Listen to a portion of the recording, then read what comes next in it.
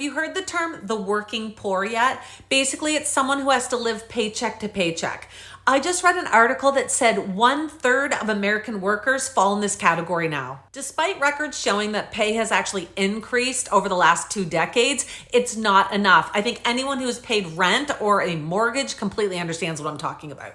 People are just struggling to make ends meet, especially with the rising cost of groceries and living expenses. How is anyone supposed to put money into savings nowadays? Gas prices may have been going down this summer, but the rising cost of auto insurance and housing is basically negating any savings people could have made. I think one of the biggest signs that there's a problem here is the amount of people who are having to work 2 jobs just to make ends meet, or the amount of retired people who are having to go back and get another job. Between buying groceries and eating out in restaurants, Americans are now spending more on food than they have in 30 years. People just want to live comfortably, and it costs so much money.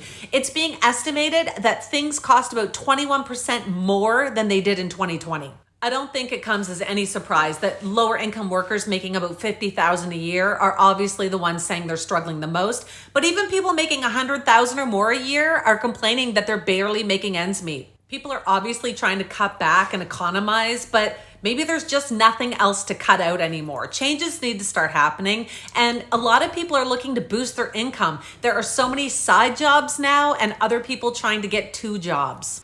Hopefully government officials are looking into this to come up with some sort of solution, but if you're feeling alone out there, don't. Like I said, 1/3 of Americans are in the same situation.